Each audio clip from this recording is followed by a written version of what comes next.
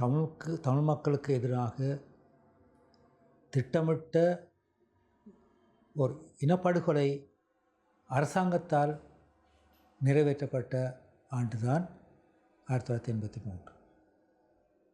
அரசாங்கத்தால்.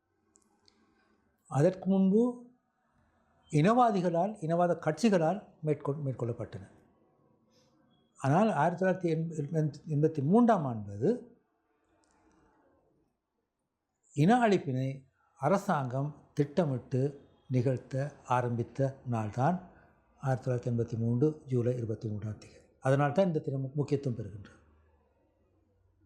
அந்த இன அழிப்பு நாளுக்கு நாள் வளர்ந்து கொண்டு வந்ததை தவிர அதனை தடுப்பதற்கோ குறைப்பதற்கோ இல்லாமல் செய்வதற்கோ எந்த ஆட்சியாளர்களும் முயற்சிக்கவில்லை.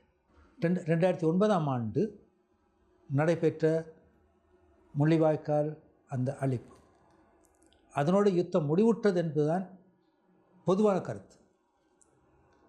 ஆனால் 2009 ஆண்டுக்கு பிறகு தான் தமிழ் மக்களுக்கு எதிரான தீவிரமான திட்டமிட்ட இன அழிப்பு மேற்கொள்ளப்பட்டது. அது ஒன்று. இப்போது நல்லாட்சி அரசாங்கம் என்று கூறுகின்றோம். இந்த நல்லாட்சி அரசாங்கத்துக்குள்ளே தான் முழுமையான இன அழிப்பு நடந்து கொண்டிருக்கின்றது.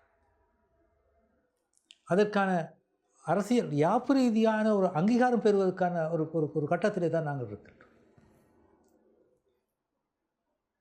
1972 ஆண்டு புதிய யாப்பு கொண்டு வரப்பட்டது. தமிழ் மக்கள் அரசியல் ரீதியாக ஓரங்கட்டப்பட்டார்கள் என்று கூறுகின்றேன். இப்போது கொண்டு வரப்படுகின்ற இந்த அரசியல் யாப்பு சர்வதேசத்தின் அங்கீகாரத்தோடு கொண்டு வரப்படுகின்ற அரசியல் யாப்பு. இந்த அரசியல் யாப்புக்குள்ளே தமிழ் மக்கள் தங்களுடைய மண்ணிலிருந்தே அந்நியப்படுத்தப்படுகின்ற ஒரு அரசியல் யாப்பு உருவாக்கப்படுகின்றது. இந்த உருவாக்கப்படுகின்ற அரசியல் யாப்பு அரசியல் சார்ந்தது மட்டுமல்ல, இந்த நாட்டிலே பொருளாதாரம் சார்ந்த அரசியல் யாப்பாக இருக்கின்றது. தமிழ் மக்களுடைய மண்ணை பறித்து